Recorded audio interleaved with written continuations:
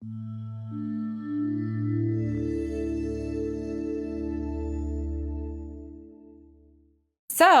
my name is Chelsea Marquez. I am a registered and licensed dietitian with JTA Wellness. I actually own JTA Wellness as well. And today we're going to be talking about, what do you guys think? Hypertension. You know that song, Under Pressure? Dun, dun, dun, dun, dun, dun, dun. Usually that goes with this presentation. I think that's why it's kind of going on its own, because there's a song that goes along with it. But this one actually is pretty near and dear to my heart. You guys already know I have 2 kids that are under 5, and my husband and I just celebrated our 9th anniversary, which is very exciting. Why does he keep doing that? So in saying that, we've been together for about 11 years now, and my husband has dealt with high blood pressure since his early 20s. It's a genetic factor that's run in both sides of his family very, very strongly. And in our household, we have always known that we had to be careful with certain things. Do you guys know what things that you have to be careful with when we talk about high blood pressure? Absolutely. Sodium's that big one that is in everything, basically, and it's hard to get out of the household. But when you have 2 kids under 5, it becomes really, really difficult because convenience becomes king.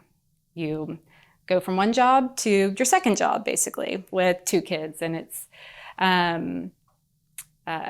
trying to cook, trying to manage cleaning, trying to clean diapers and get everybody to bed on time, makes hamburgers and hot dogs, and easy convenience foods like frozen foods come into the household where sodium runs really, really high. So in saying that, my husband recently went to the doctors, and he's been on blood pressure medication, so his blood pressure looked great, but his blood sugars were running a little high. Now, why can that be problematic for high blood pressure?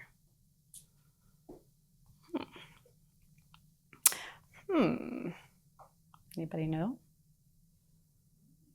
Okay. So blood sugars actually thicken the blood.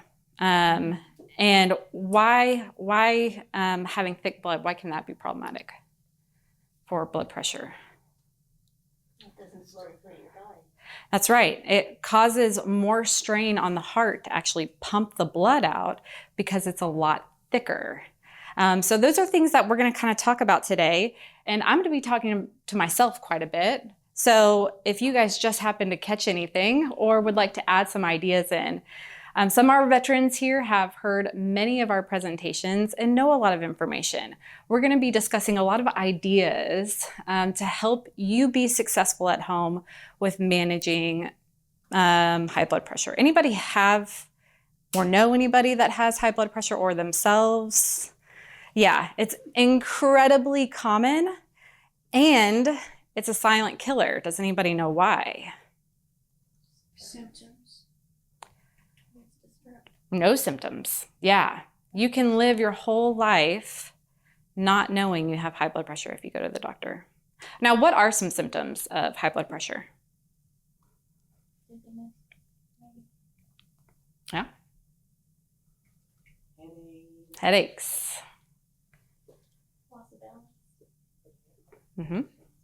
Yeah. Blurry vision is also another one.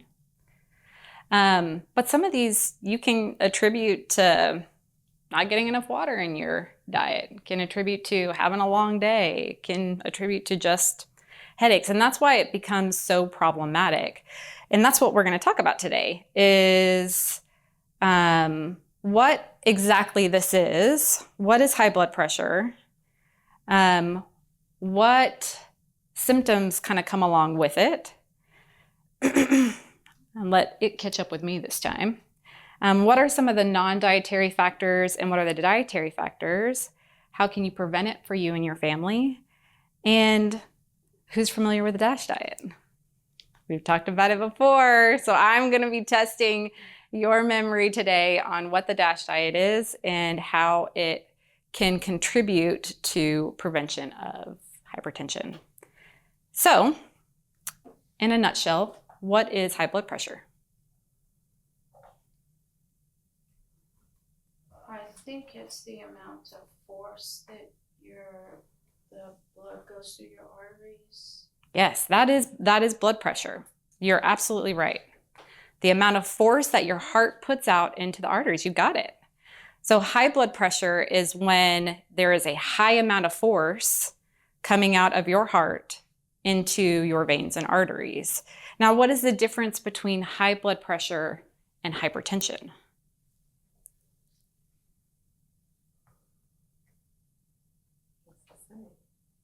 Ooh, is it the same? Ah, okay. Is it okay if I go off camera for a second and come back on? Just real quick, real quick. I promise. So we'll say this is your blood pressure and we've got X amount of points, right? So say 120, 130, 140, 150 over 70, 80, 90. And this is the time throughout the day. 6 a.m., 7 a.m., 8 a.m., 9 a.m., 10 a.m., so on and so forth. Your blood pressure all day long goes up and down. Has anybody heard of white coat syndrome? No. Oh. What? Tell me. Somebody tell me what white coat syndrome is. You get nervous when you're at the doctor. Yes, that's exactly what it is. Nerves and stressful situations can cause some of these high points. And this is why sometimes people go to the doctor and your blood pressure ends up being high, but then when you monitor it at home, it's perfectly normal. That's called white coat syndrome. Nerves that occur when you go to the doctor. So your blood pressure goes up and down all day long, and high blood pressure are these high points.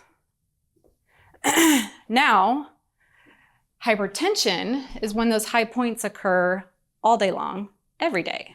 So you go to the doctor, you feel very, very nervous. You put on that cuff and you're running really high. You go home, you relax, you're still running high.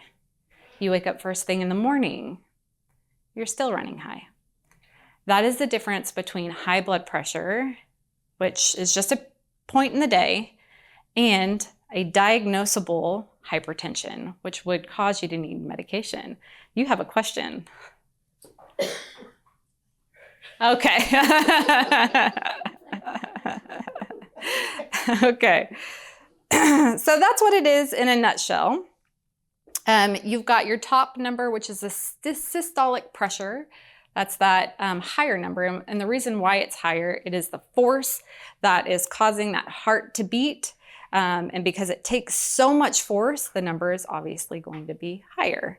And then the diastolic pressure is what the force looks like when it's relaxed. And that's why it's typically a lower number. Now, does everybody know what normal and abnormal looks like for blood pressure? Tell me. They say 130, 120, 130. I guess it really depends on your age. Mm-hmm. So there's actually a number of different factors that play into a part on what normal for blood pressure is. When we just talk about the average person, what we're really looking at is 120 to 129 over anything that's less than 80 is considered normal. Then you've got two stages of high blood pressure, which tends to be 130.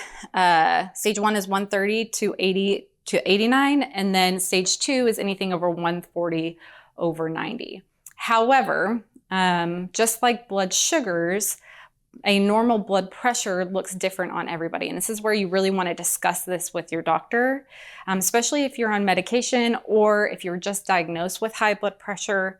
Going from something really high to something normal, that can be considered low for a lot of people, 120 over 80. If you've been running 140 over 190 for a long time, you'll have symptoms if you have big jumps that go from way up here to way down here. That makes sense. Yeah? Okay. So what does this actually look like? And I've got some great visuals for you guys, especially since I'm pumping right now. I have lots of tubes and fun things like that. So we've got your vein and artery. It's kind of dirty. Sorry about that. And it It's really flexible. It looks really nice. You've got a nice round hole where it goes in, and you've got the interior of that vein and artery. Now it kind of runs a little bit like a rubber band. So, got this rubber band, and as the heart is beating, you see the pressure kind of goes out and down as the heart is beating. It's moving blood all the way through your veins and arteries into your capillaries, and this blood is feeding tissue and giving it nutrients and oxygen and allowing it to stay alive, all that fun stuff. So when high blood pressure happens, all this fun stuff occurs along with it. So we've got that flexible tube, right? And we'll zoom in a little bit, and it's a little bit bigger tube here. Again, nice and flexible. This inner lining actually thickens when your blood pressure gets high over a long period of time. And what do you think occurs when that inner lining thickens? It's narrower. A lot narrower, right? And so what's happening to the heart when that lining thickens and it becomes narrower? It's working harder. Is working a whole lot harder to pump the same amount of blood through the system. So another thing that can occur is that same rubber band, instead of looking really thick, nice and new like this, looks like this.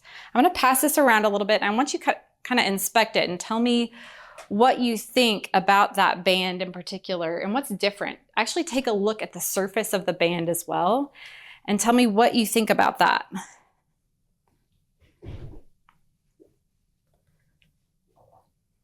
What do you think? First thoughts. Some of it's elastic. Yes, it did. It's definitely a weaker band. What about the surface of the band itself? It is rougher. So it actually damages these little, these tubal linings.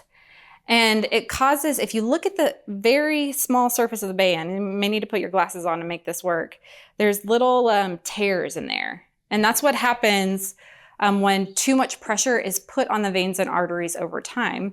It makes these little tears within the surface of the artery. Now, why is that problematic?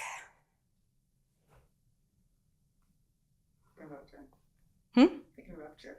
Little pockets. Pockets for cholesterol. Yes. So this is where atherosclerosis comes in, heart disease, and heart problems come in. Now that weakening is actually really problematic as well. Why is weak arteries problematic? Boom, boom, boom, boom. Working efficiently. Yeah, most definitely. This is where it actually becomes problematic in your brain. I mean, where strokes and hemorrhages can kind of come in your brain, because that blood is still working at the same force, and now you have very weak arteries.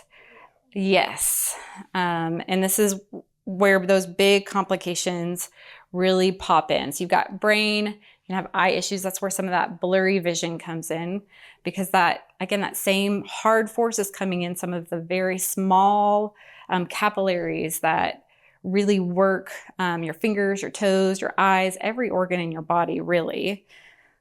We talked about heart issues, and then kidney issues pop up as well. Yeah? Okay. So, what puts me at risk for high blood pressure? Anybody know? Stress. Yes, that is the number one thing. And last time we talked about stress. So what are some things we can do to de-stress on a regular basis? And you are doing one of those things right now with apparently a fun class you guys took. Talk about it. Exercise, but what about non-exercise activities? You were just showing off something. Oh, painting. Mm-hmm. Painting and art is a really great de-stressor. What else? Exercise. Exercise is Oh. fantastic. Gardening. That's a form of exercise. It's a beautiful thing. Meditate. Deep breathing meditation actually helps bring the heart rate down. It calms the heart rate. I'm going to just silence that really quick. What else?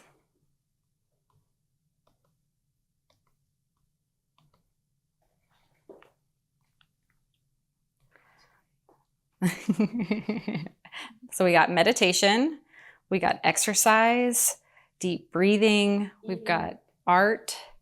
Say that again. Eating well. Eating well is actually a really great de-stressor. Why would that be a de-stressor? Ooh, we're getting into some of the tough questions now. It provides good energy, right? When you eat well, on those days that we bring convenience food home, we are exhausted because our body's having to process lots of fat, lots of sugar, lots of processed foods, and it's exhausting for our bodies to do. And so when you actually eat well, you get the returns on that investment, basically. And it's less stressful on your body, for sure. It's a great contribution there. Anything else? What de-stresses you guys? What about a good conversation with a friend or a family member? Yeah, And talking it out. Sleep, good sleep. Good sleep. Yes. Which is hard to do these days. I understand it. I have a 7-month-old. I have a 7-month-old. I can run myself to the ground and hit the pillow and pass out, but I'll still be up in the middle of the night, one way or the other. Sometimes it's difficult to do for a number of different reasons. It could be medical based or not, but taking care of your body throughout the day, we've talked about naps before, and good quality naps throughout the day can be helpful when you don't get a good night's sleep at night. All right, you ladies have been quiet, so I want to hear from the crowd. I was just thinking if I have a nap, I won't sleep at night. So. There you go. Sometimes everybody's different. Everybody's different. So you get a good quality sleep at night? No. No. Once in a month, I can't say a blue moon because they're not that often, but maybe once a month I can just Pass out. And I want to know, what did I do? I know. Sometimes your body gets to a point where it just can't anymore and you have the best night's sleep. But it doesn't always have to be through sleep. Taking care of your body in other ways can make a big difference. And some of the things that we already talked about, like meditation, deep breathing, yoga is a great way. Talking to a friend can help bring that body down on a regular basis. A cup of tea. Ooh, yes. Warm beverage at night is my gig. You are speaking my language. What's the deep breathing? 4, 2, 4? Oh, it was... You Four. inhale 4, I hold for 4, and then exhale 6, and Yeah. I do this, and then rest for 2 seconds and then start. Yeah, it's usually you follow the box, right? And it's all about how much you can handle it. And typically they want you to kind of increase from there. So you start with something easy, like 3, 4, or 5, and you inhale, hold, exhale, hold, inhale, hold, exhale, hold. And you usually do that for about 3 rounds. That fun box. What about you two ladies? Tell me your name. Brenda. Brenda. And what do you do to de-stress? Watch TV. Okay. That is a really good common misnomer when we talk about de-stressing. It's usually your brain kind of distracts you into one way. But what happens is that stress tends to boomerang back. There are certain things that do that. TV can absolutely do that. Even listening to music can absolutely do that. Because basically what you're doing is a form of what's called dialectical behavioral therapy. You distract yourself from the thing. But when everything shuts off for some reason, you find, I can't sleep at night. My body didn't actually deal with the emotion of the day. And now you're back to kind of struggling with the same thing. Dancing is a beautiful thing. It is a beautiful thing. Do you dance? Me and my husband are actually taking class together. Oh my gosh, that's wonderful. Dancing is a great form of actually de-stressing. It releases dopamine and serotonin without you having to deal with the emotions, really, but it does release those feel-good hormones that actually helps produce that relaxin on your blood pressure.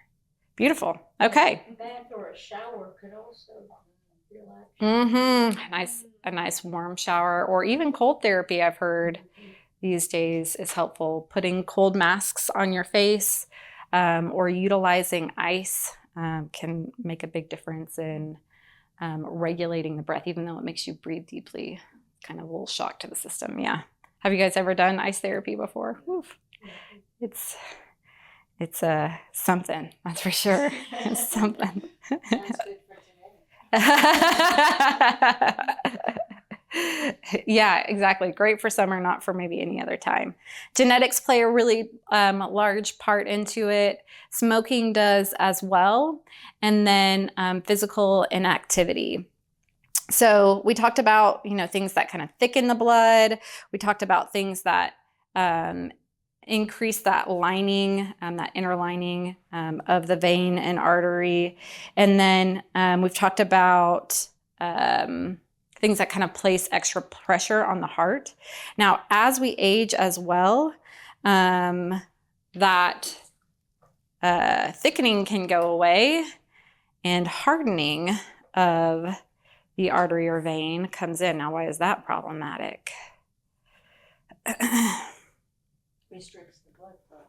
Yeah, I mean, let's go back to that rubber band, right? Your veins and arteries are meant to do this little guy all day long. They kind of expand and contract. So it takes a lot more pressure to move the blood through when it's not doing this lovely little thing along with the heart. Because this is basically your heart beating, but all of your veins and arteries feel that and move the blood as it's coming in and out on a regular basis. So what are some dietary factors that put us at risk? We talked about excess sodium intake. So let's dive a little bit deeper into that and why that occurs. So sodium is what's called an ion. Have you guys heard of that fun? I'm a Bill Nye the Science Guy, you guys, today, all day long. Sodium is an ion. Have y'all heard of that? Okay, so it's a positively charged ion. And what do positively charged ions attract? Yes, negatively charged ions. We have got some very smart people in this room. So water, H2O, hydrogen and 2 oxygens, these 2 oxygens are negatively charged ions, comes into that artery because those positively charged ions are attracting that water. And so water retention occurs. Have you guys ever felt that hands and feet? No? Never had swelling in your hands and feet before? Yeah. So your body's actually trying to get rid of that excess water. That happens a lot when you're pregnant, just for circulation issues as well. But your body's actually trying to get rid of that excess water. And so what happens in those little veins and arteries, your body's dumping it into hands and feet, and that's where the swelling can occur. So let's talk about that vein and artery again. We've got that normal pump that's happening on a regular basis. Now we've got a ton of water coming in, and now it looks like this instead of like this. And so again, that puts a lot of force. It can cause weakening over time, and over time makes the heart work harder. Okay, excess saturated fat intake. What do you guys know about saturated fat? Little review here from my veterans.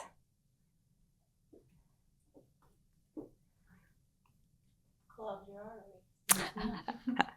In excess amounts, absolutely. Saturated fatty acids are what contributes to that buildup in the veins and arteries over time. And so it makes the heart work harder. What are things that contain saturated fatty acids? Cheese. Yep. Nice oils. Some oils, yes. In particular, things that stay shelf stable. So what are your shelf stable oils? Meaning it's solid at room temperature. Coconut. Yes, in the plant-based realm. So we got also butters, shortening, lard, coconut oil. Where do you typically find these things? And what dishes? What dishes do you find these Pastry. things? Yes. Absolutely. Ice cream. Yes. Tortillas, particularly floured tortillas, contain shortening and lard, but yes, a lot of your pastries contain the same thing. Tacos, barbacoa, any of your high-fat meat options that have lots of striation in the fat. This is what causes that fun thing. So those little tears occur, and then that saturated fatty acid starts to build up within those tears, and then the buildup continues to occur, which makes it harder for your body to push blood through the veins and arteries. So you start to see it by having increased cholesterol levels. What lab values are you looking for in particular? 300 total cholesterol. I think it's Under 200. 200, Yes. sorry. Yeah, you're good. You're good. What other labs can tell you this? LDL. Yes, LDL, so low density lipoprotein. We like to think of it as lousy cholesterol, starts with an L, and your HDL is your healthy or high density lipoprotein. Anything else? Triglycerides, yep. Triglycerides are going to be more toward the added sugars in the diet, but all of it contributes, right? Because high blood sugars create that thicker blood, which can be problematic for high blood pressure. So we get blockage in the arteries, narrow space for blood flow, makes it harder for the heart to work. Now, excess alcohol consumption. Who likes a good glass of wine at the end of the day? Well, nobody's a drinker in here. Okay, maybe we got one or two. I didn't want to admit it. That's okay. That's okay. So excess alcohol consumption can be problematic. Why do we think that can be problematic? Has anybody heard of the terms vasoconstriction or vasodilation before? Getting all Bill Nye the Science Guy on you guys again. Yeah, you've heard of it? Yeah. Tell me what you think it means. Makes your veins get smaller. That's your right. vascular system. That's right. Vasoconstriction. So remember that water retention piece, right? And the vein is actually getting a lot bigger, which is kind of problematic. Vasoconstriction actually does the exact opposite. So you got that normal, healthy flow. Now let's put a little bit of pressure on it. And it causes that vein and artery actually to thin pretty significantly, and makes it, again, harder for the heart to work because you've got a smaller tube now that you're working with. Increases blood pressure over time. All right. So overall excess energy intake actually contributes to high blood pressure as well. Why do we think eating too much can be problematic?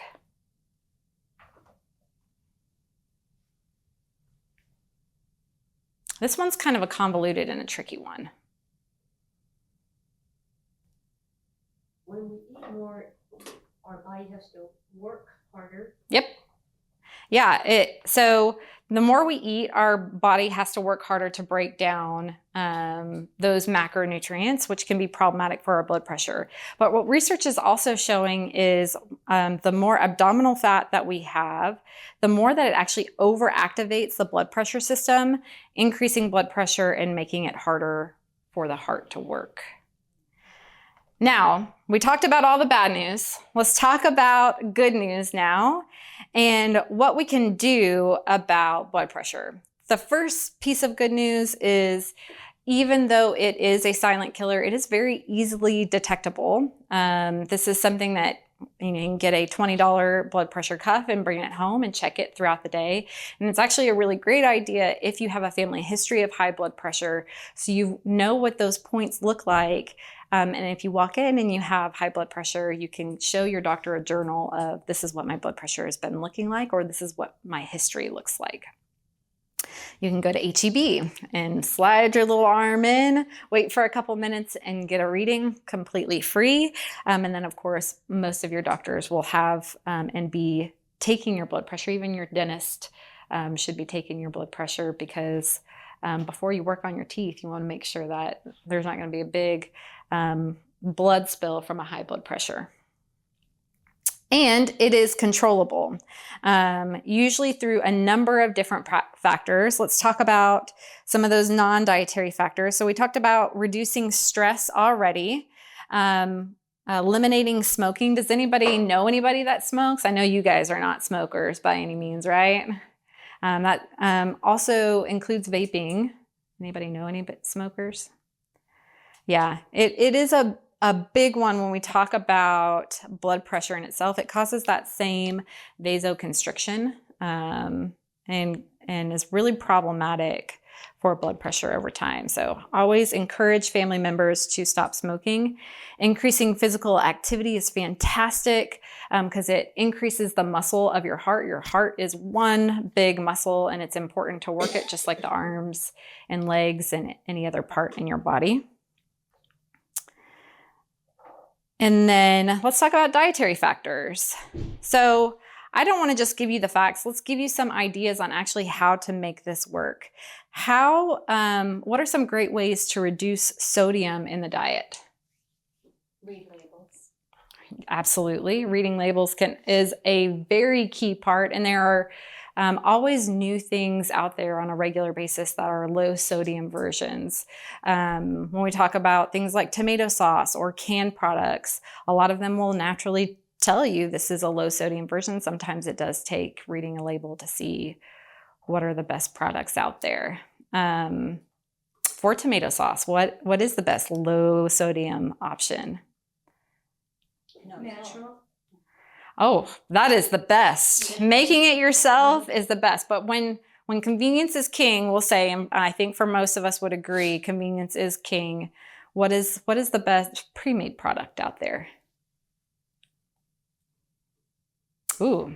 So what you're looking for is less than 300 milligrams in your meal of sodium, okay? So typically we're looking at going for anywhere from 1.5 to 2. 1.5 is usually the more conservative if you have a family history of high blood pressure, hypertension, okay? So Yo Mama, have you guys heard of Yo Mama? Yo Mama is a low sodium tomato sauce that's on the market today. It used to be another one. It seems like they cycle through certain ones, but when you look at canned products like beans, rice, and again, convenience is king for me, so I like something that heats up really quick. All your low sodium options, if you just see low sodium on the label, it falls within that meal parameter that I'm talking about. Anything else? What are some great low sodium options that you guys have tried? Any spices or herbs that you really enjoy versus utilizing salt or any kind of salt substitute, which is problematic, and we can talk about that. Well, they have- garlic. Yes, garlic and onion are so good. Ginger. Yeah. Yes, I love ginger as well, especially in your Asian flavors. Cumin is like king in my household. We use cumin on all of our meats. It's a savory spice. It's really, really good. Turmeric. Turmeric is also an antioxidant. We've talked about turmeric as well in our functional foods presentations. Great spice to put in food. Don't have to take a pill by any means. Just stick it right in. I use a little cilantro here and there and stuff. Oh, yeah. Some people, it's like a 50-50 on cilantro. Some people say it tastes like soap. Others really like it. I'm in the really like it camp, but I can see why people would think it tastes like soap. It's a good one. The parsley. Yeah. Yeah, and these are really easy to grow in a garden too, so you can have them fresh. The fresher they are, the better they typically taste. What else? Rosemary is also a really hardy herb that you can plant here in Texas and it'll pretty much grow anywhere. It will take off pretty quick. Basil. Oh, yes. Basil is always, to me, I've had a hard time growing basil. It's more delicate, but it's a great, great Italian herb to put in. Anything else? Any blends that you guys like? Mrs. Dash is the obvious one when we talk about low sodium options. The garam masala is a blend. Yeah, Curry is a blend. it is. It is. Absolutely. Sitar. Sitar? Tell me, what is the blend of? I haven't heard of sitar. It's Middle Eastern. Oh, okay. Cumin in it. You're already speaking my language. That's great. Italian mix. Yes. Italian mixes tend to go well on Italian food, or you could just do your basics with an Italian mix. Sumac is in Sitar as well. Ah, sumac is an herb or spice, excuse me, that I haven't used before. I'll have to try that out. Sounds delicious. Okay. So let's talk about the DASH diet. DASH diet stands for Dietary Approaches to Stop Hypertension. This is actually in the top 2 as far as diets that work for both weight loss and prevention of things like heart disease, diabetes, high blood pressure, all of that fun stuff. And it usually consists of complex carbohydrates, lean meats, lots of fruits and veggies, heart healthy or plant-based fats, low fat dairy. So you're still getting fat in your diet. They just come from more plant-based fats and less of your animal-based fats, and then lower sodium. So let's start with beans and what you guys like to do with beans on a regular basis. What's your favorites? I just open the can and heat it and eat it. Girl, convenience. You are speaking my language once again. And what I love to do, because my husband is from Mexico, so Mexican food tradition is big in our household. I'll take that can of food, put some cumin, put some chili pepper in there, give it a little spice. My daughter hates it, but jalapeno. Again, a little bit of spice. All of those are very great antioxidant containing foods and makes it low in sodium. What else? Beans are probably, I could go on and on about beans. They're my favorite food because they both contain protein and are one of the higher fiber plants out there. They've got about 10 grams of protein per cup. And the trifecta is they're cheap. So you're not paying a ton of money for it. You can actually reduce the amount of protein that you get from meat, meaning if say we'll take that same traditional dish of tacos and beans, instead of having a big meat taco, you can have half a slice of meat and add more beans to it. You're still getting the same amount of protein. And you're getting this great plant-based alternative. You can do the same thing with burgers. So reduce the amount of meat in a burger by adding beans to that meat patty itself and putting it on the grill. Yes, I love lentils. So good. What dishes do you use lentils in? Sloppy Joe. Oh, yum. Ah, that's fantastic. What a great recipe. Sloppy Joe lentil recipe. Yum. What else? Garbanzos, chickpeas. What do you use the garbanzos for? I put them in salads. Yeah, you can roast them too and give it a little extra crunch. Those make great snacks, or you can put them in a salad just to get some variety in your salad. Be a crouton alternative, which is also low in sodium. Cook veggies and throw in beans or lentils or something. Yeah, yeah, absolutely. Same concept. It's you can almost do like a little curry dish, and have it be more bean heavy for your protein. I What like else? Chili with the beans. Put the Oh, beans yes. instead of meat. Especially when it's cold outside. That is like the perfect thing to do. On our website, we've got a lightning chili that's got, I think, a white bean in it. It's a white bean lightning chili. It's a good option. What else? I like the bonza mac and cheese. That's made out of chickpea, right? Mm-hmm. Yeah, that's a great way to get beans in. It gives you a little bit more protein bang per buck, and it's got some fiber in there too, especially if you're not like a wheat-based fan when it comes to your grains. Yeah, great way to get fiber. Anything else? Okay, well, that's a good segue to your whole grains. How are we adding whole grains into our meals? And can I challenge you guys to do both beans and add a little bit more grains? What do we think? I've made for spaghetti. I used lentils instead of meat with the pasta. Ooh, that's fantastic. That's a good one. Oatmeal for breakfast. Yes, oats are fantastic. My dad growing up, actually, instead of beans, he did oats because, again, it's another cheap, high fiber alternative to add into meat to give it a little bit more bulk and fiber. Great for your heart. You can add oats into just about anything. It's so good for you. And then there are so many different types of wheat, and the list really goes on and on. Buckwheat is a new one that's on the market because it is actually a wheat-free grain.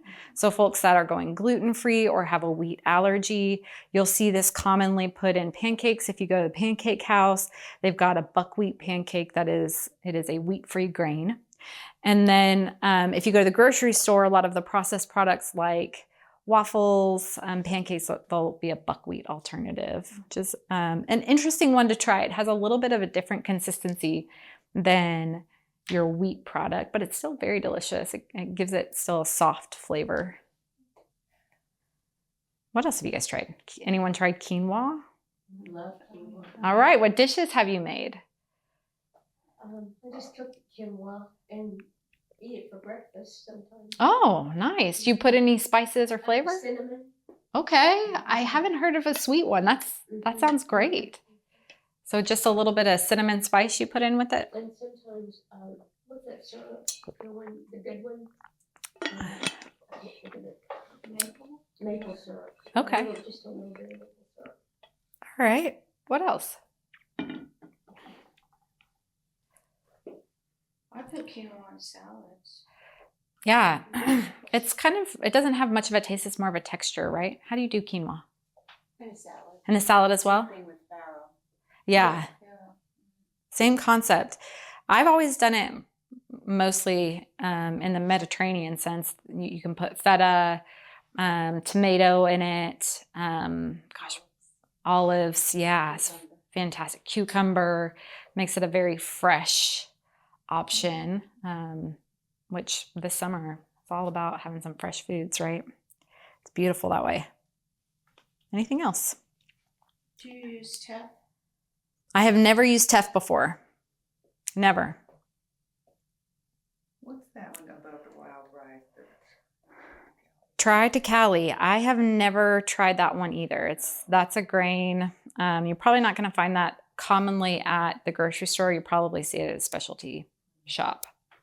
Sorghum is really popular now. It is. It is. Many different types of grains are becoming more popular, mostly because people are looking outside of the wheat realm, and they give you a different variety of vitamins and minerals when you do eat it. So when you get bored of doing the same old thing, try something new. It's great. Okay, so it also focuses on lean meats, although plant-based options are typically what you want to go for mostly. And then when you're doing meats, you want to kind of pair those two, like I said, the beans and the meat together to reduce meat. But how do you guys like fish and seafood? Or what dishes are you making? I know salmon's really, really popular these days. That's what I was gonna say. But thinking outside the box a little bit. Rainbow trout, Oh, which is Yeah. the same sort of like that. it's still so good. It's something you find more local as well, which is great. Anytime you can source something locally, you're getting the most bang for buck. That means it didn't travel many miles to get there. It's really, really fresh, and you're going to get the highest vitamin and mineral capacity out of it, which is great. Beautiful. What else? Tuna. What? Tuna. Tuna. Yes. Tuna is a great, again, convenience is king. You can get it canned. Yes. And it's still low sodium. That's great. Sardines, sometimes if I just want to get that protein in, I'll just stand at the sink and eat sardines. Oh my With mustard goodness.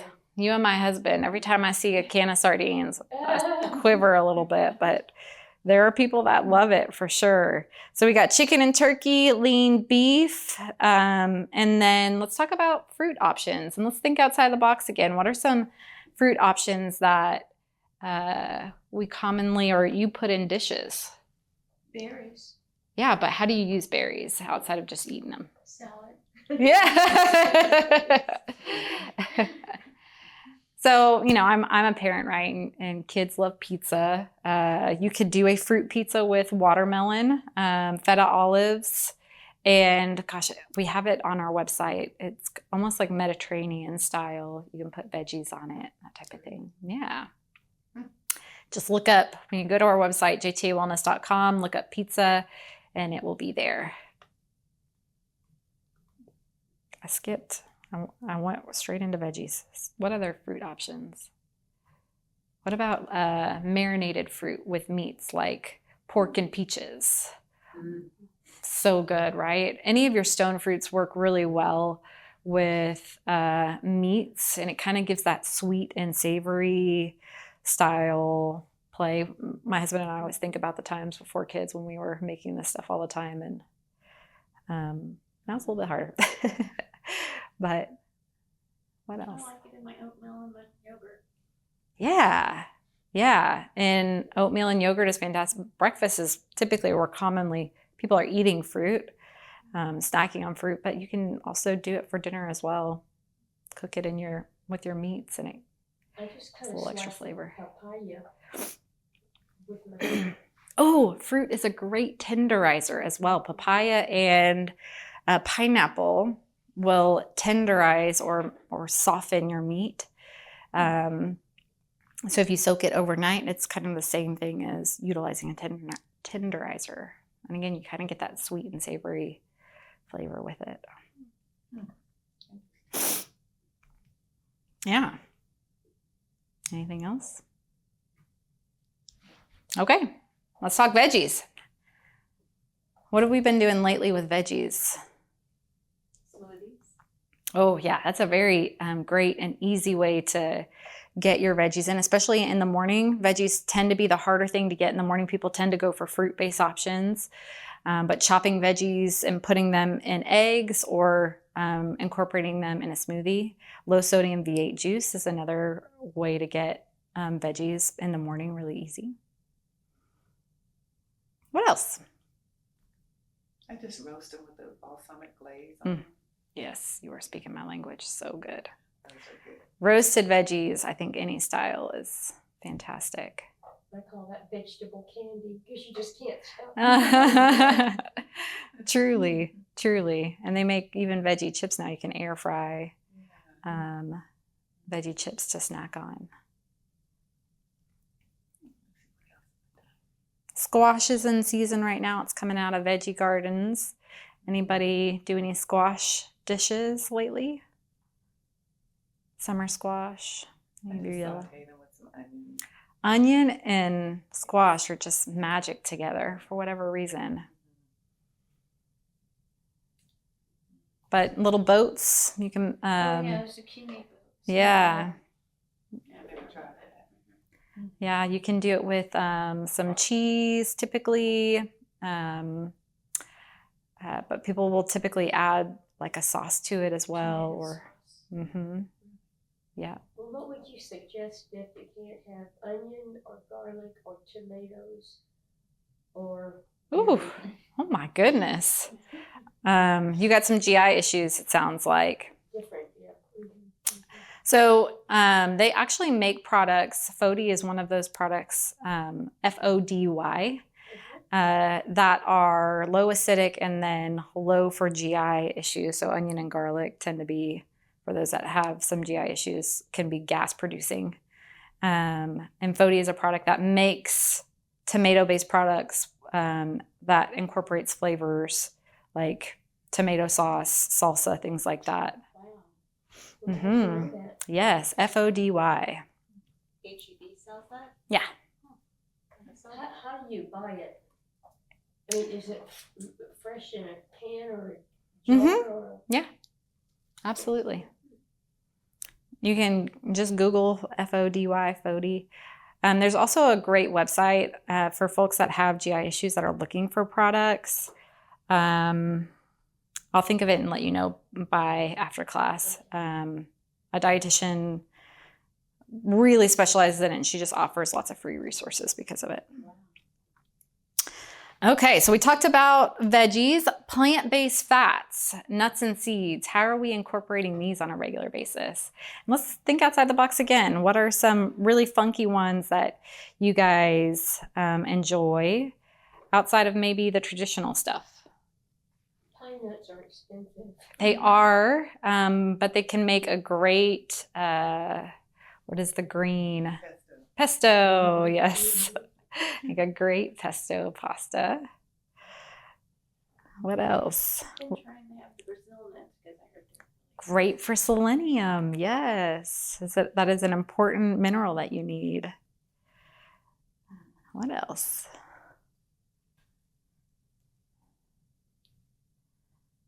There are lots and lots of varieties. Has anybody tried, there's a new one on the market, hemp hearts that are a little bit higher in protein. What did you guys think of that? It's fine. Yeah, I just they're- sprinkle it on Salad. salad. Yeah, yeah. Oatmeal. I do bone broth and put hemp hearts and, what is it, pumpkin seeds. Yeah. And chia Chia. seeds. You had a little Flax. crunch to your bone broth. Wonderful. These do also really great in oatmeal, can add a savory texture to it. Salads we've mentioned as well. Smoothies are a great way to get some of these things in really easily. You can put them on top of toast or, yeah, absolutely. Oh, yes. Nut forward yogurt parfait, it's fantastic. Or what about chia pudding? Anybody done that one? It's a nice little dessert. Sometimes you can make it even breakfast style, kind of an overnight oat style thing, but with chia seeds instead of oats. Ah, They look like It's fish really eggs. easy to They make. do. I mean, frog eggs. they do. It's a very different texture. It's more of a gummy style texture, almost like a squishy tapioca style, something. You kind of have to like that texture. Ground flaxseed. Anybody use ground flaxseed? I put Oh, that yes. in my, that's the other thing that I add to my bone broth. Ah, Seeds. yes. It works wonders in baking. You can put it in just about anything. Again, oatmeal is great. Flaxseed is also a natural stool softener. So if you ever struggle with constipation, it's great. You can mix it with prune juice and it's works wonders, or you can just give yourself some regularity by adding it to breakfast meals. But you have to be careful. Things can go the other way if you overuse it. I use it as an egg replacer when I'm making cornbread. Oh. Wait a minute, what do you use? The flax ground up. So the rest of this is your low-fat dairy, which low-fat dairy, you really want to look for 2% or less when you're doing low-fat. And that includes milks, cheeses, and yogurts. We talked about sodium, so recommended ranges we talked about as well, and really making sure that you're reducing added sodium in your diet. And more than 70% of your intake comes from processed food, so it's really important that you watch out for that piece and make sure you're watching labels.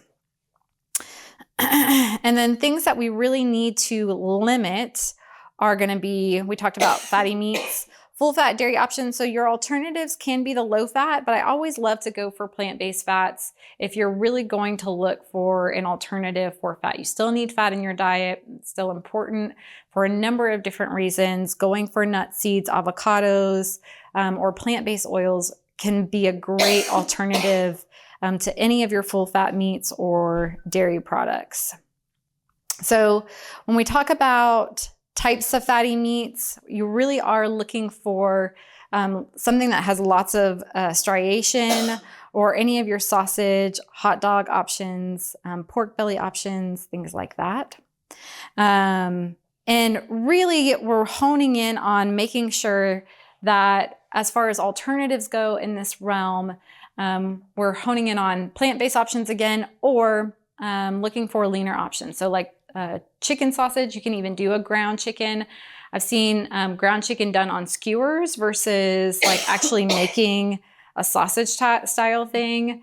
This is more of like in the Asian style. You can do ground chicken on a skewer and then make like a nice dip for it. An Asian sweet and savory dip makes it kind of a nice alternative to doing a sausage. Or you can make a chicken sausage on your own and add your own herbs to it, like rosemary can be a fantastic option to do if sausage is a normal part of breakfast, lunch, or dinner. Okay, we talked about full fat dairy products and really watching out for that. Sugary beverages tend to be really problematic as well, and they can be hidden in a lot of things. Like I had a patient a few weeks ago that was drinking a probiotic drink that she didn't realize had 30 grams of sugar in it, which is more than a 12-ounce soda. Any other hidden sugary beverages that you guys can think of?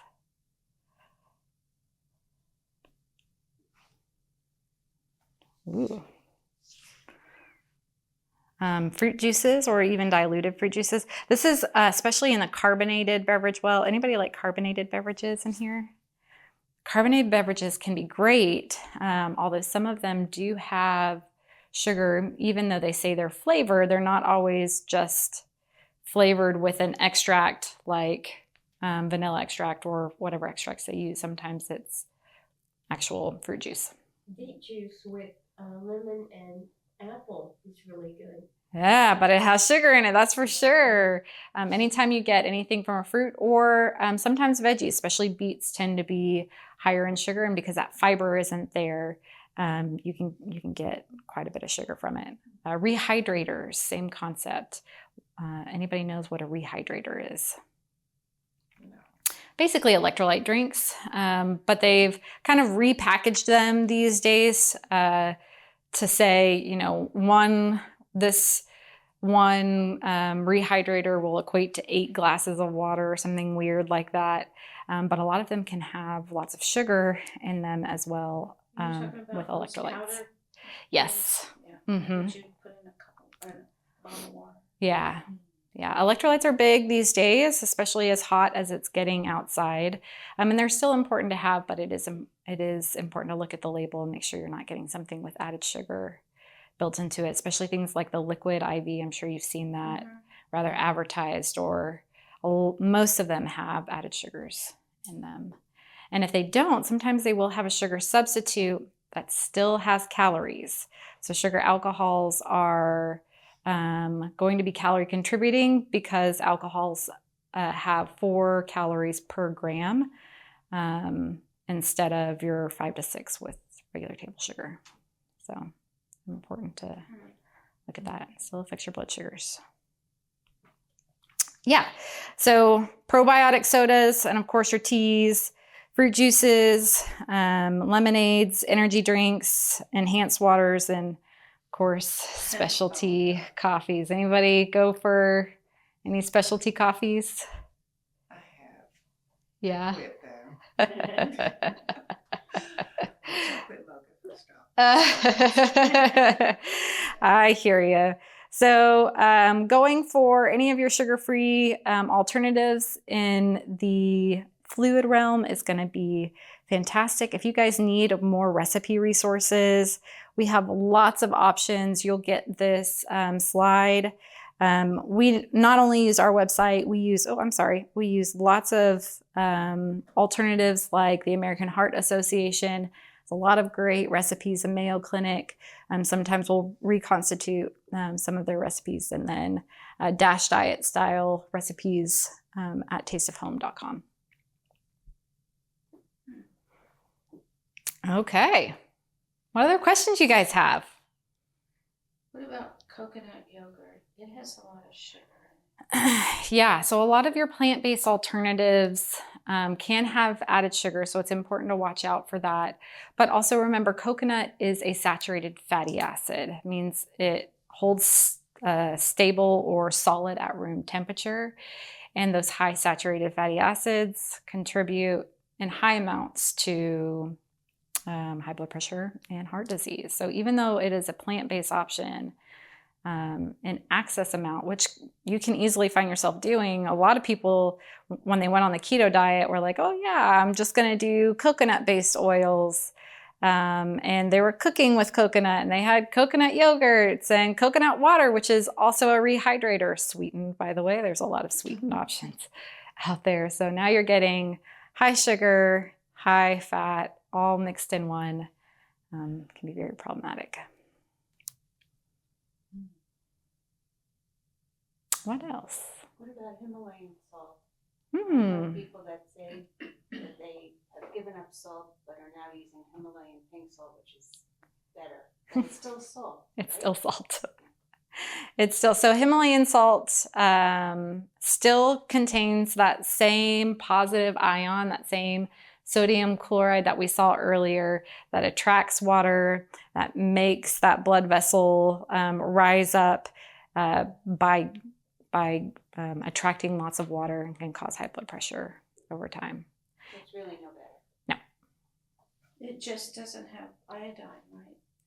So there is, you've got different types of salt. Himalayan salt, I don't think is iodized, but there is also non-iodized salt. The reason why our salt is iodized is because it doesn't necessarily come in other natural forms. So that's how we get it in our diet, and that prevents hyperthyroidism over time. So you just have to make sure you're getting it from other forms if you go non-iodized. And they claim it has a few more minerals, but research is still a little sketchy on that. Another tricky one that comes along with Himalayan salt is sea salt, or the natural sea salt options. They usually come thicker in thicker chunks, right? Which actually tends to be a bit problematic, because when you're adding it to food, it feels like you need to add more to spread it all out. A teaspoon ends up being 2 little chunks, whereas when you're using the finer salt, you can actually spread it throughout the dish more easily. That makes sense. So people tend to actually end up using those thicker chunk style options, which you have the grinder too, but again, it's all the same thing.